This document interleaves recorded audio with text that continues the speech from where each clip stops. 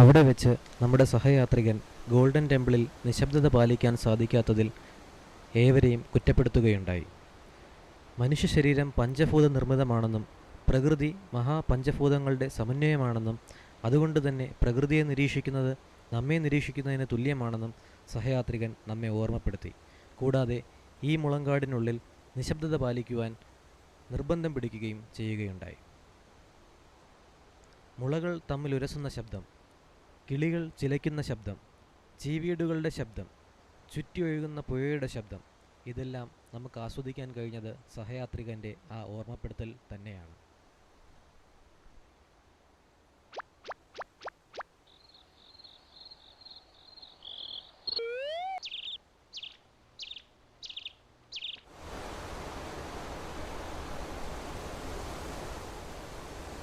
അങ്ങനെ നിശബ്ദതയോടുകൂടി നടന്നപ്പോൾ ഞങ്ങൾക്ക് അനുഭവിക്കാൻ കഴിഞ്ഞത് വാക്കുകൾ കൊണ്ട് വിവരിക്കുവാൻ കഴിയുന്നതല്ല.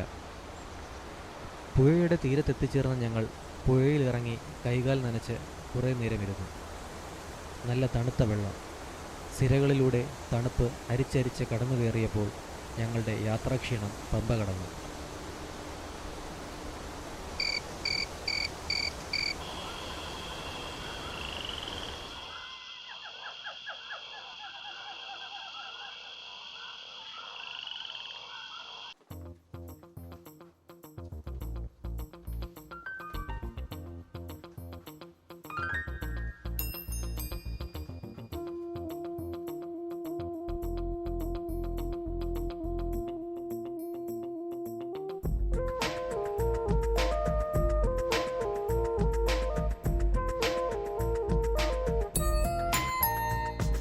ക്ഷീണമകന്ന് ഞങ്ങൾ അടുത്ത സ്ഥലത്തേക്ക് പ്രയാണം ആരംഭിച്ചു.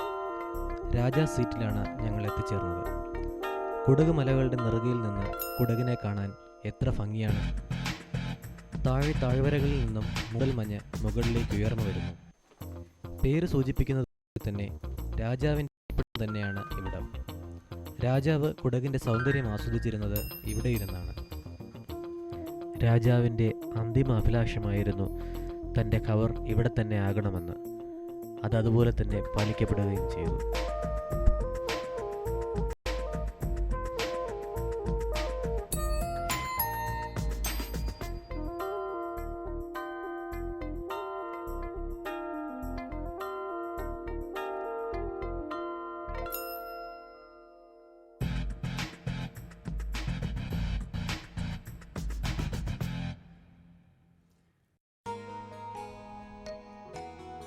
അവിടെ വെച്ച് നമ്മുടെ സഹയാത്രികൻ ഒന്നിൽ നിന്ന് മാറി നിന്ന് ഒന്നിനെ നിരീക്ഷിക്കുന്നത് എങ്ങനെയാണെന്ന് ഞങ്ങൾക്ക് വിശദീകരിച്ചു തന്നു. സ്വയം നിശബ്ദത പാലിക്കുമ്പോൾ മാത്രമേ നമുക്ക് പ്രകൃതിയെ ഉൾക്കൊള്ളാൻ കഴിയൂ എന്നും അങ്ങനെ ഉൾക്കൊള്ളാൻ കഴിഞ്ഞാൽ നാം എന്താണെന്ന് നമുക്ക് മനസ്സിലാക്കാൻ കഴിയുമെന്നും അദ്ദേഹം പറഞ്ഞു.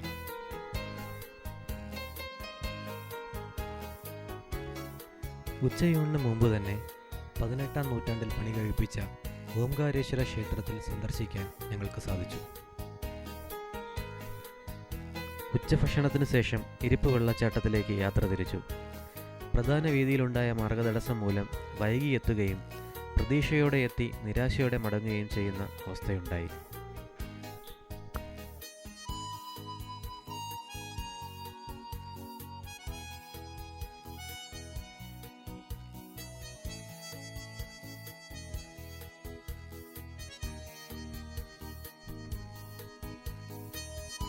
പതിനേഴാം തീയതി അതിരാവിലെ തന്നെ ഞങ്ങൾ യാത്ര തുടങ്ങി.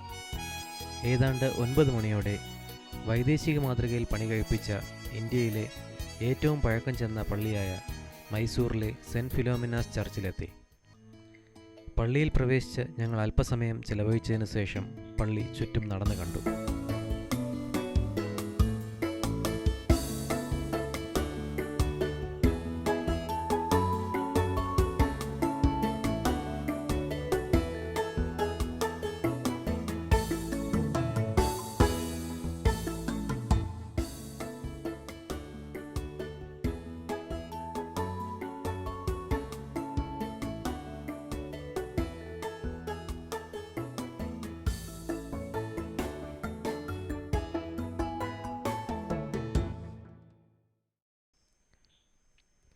മൈസൂറിലെ സെൻറ്റ് ഫിലോമിനാസ് ചർച്ചിൽ നിന്നും ദേശാടന പക്ഷികളുടെ പറുദീസയായ രംഗനാത്തിട്ടു പക്ഷി സങ്കേതത്തിലെത്തി. Doctor Salim Ali interpretation centre എന്നാണ് ഇതിപ്പോൾ അറിയപ്പെടുന്നത്.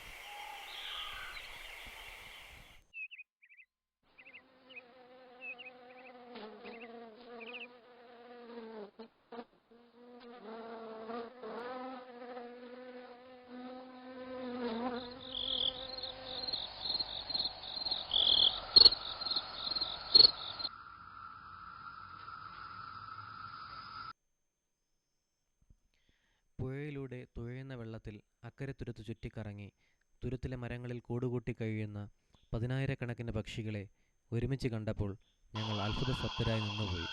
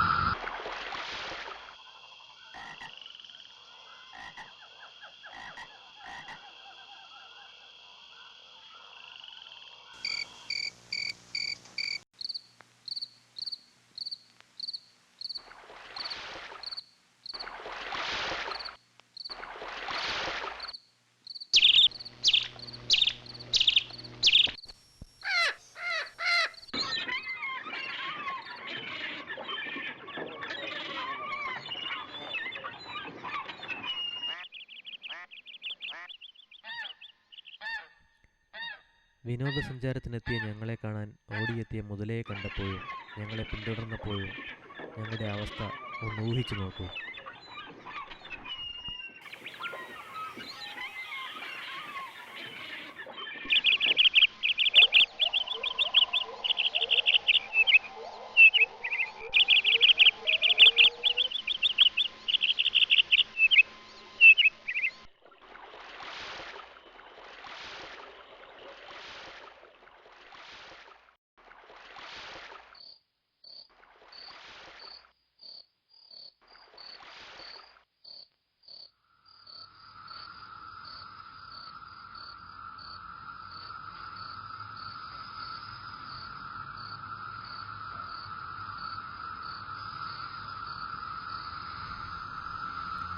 ആറായിരം കിലോമീറ്റർ അകലെയുള്ള സൈബീരിയയിൽ നിന്നും ഏതാണ്ട് 1.5 മാസം കൊണ്ട് പറന്നിവിടെ എത്തി കൂടുകൂട്ടി ഇണചേർന്ന് മുട്ടയിട്ട് കുഞ്ഞുങ്ങൾ പറക്കാൻ കഴിയുമ്പോൾ തിരിച്ചു പോകുന്ന ഈ കിളികളെക്കുറിച്ചുള്ള സഹയാത്രികൻ്റെ വിശദീകരണങ്ങൾ ഏവരും സാഗൂതം കേട്ടിരുന്നു.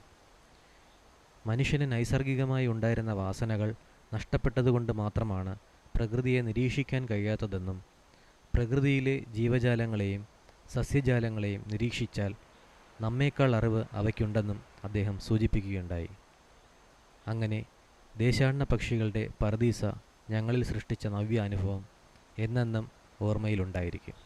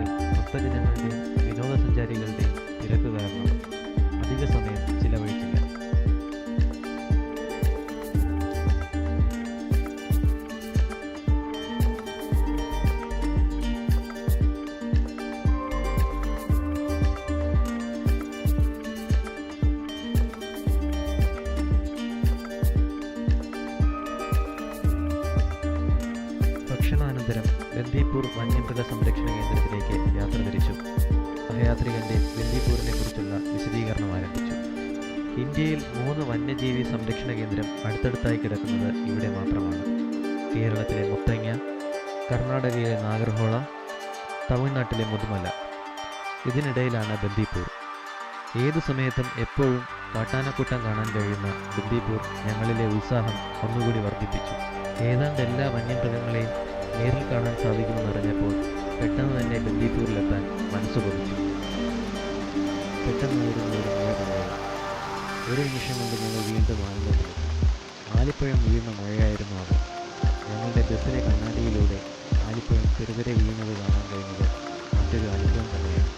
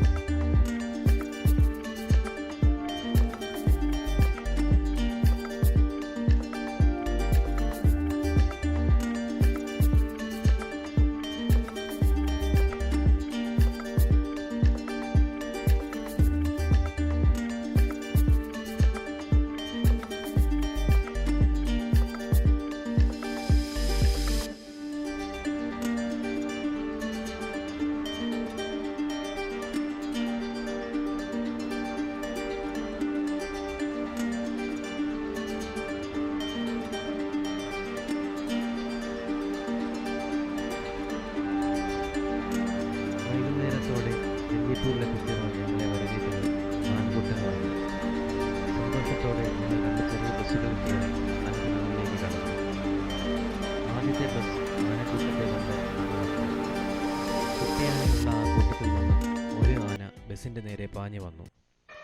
ബസ്സിനുള്ളിലുണ്ടായിരുന്നവർ അമ്പരന്ന് പോയി. ബസ്സിൻ്റെ ഡ്രൈവർ ബസ് പുറകോട്ടെടുത്തു.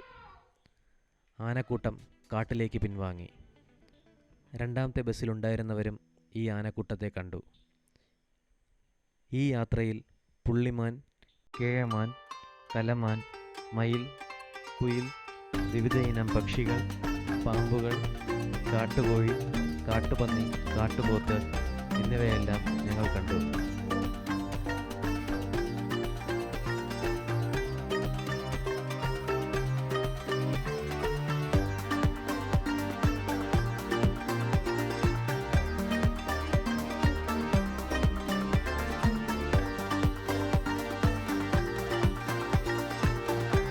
ബസ്സിറങ്ങി പരസ്പരം യാത്രയിലെ വിശേഷങ്ങൾ പങ്കിട്ടപ്പോൾ അത്ഭുതം കൊണ്ടും ആനന്ദം കൊണ്ടും അതിശയം കൊണ്ടും ഞങ്ങൾ അനിർവചനീയമായ ആനന്ദത്തിലെത്തിച്ചേർന്നു.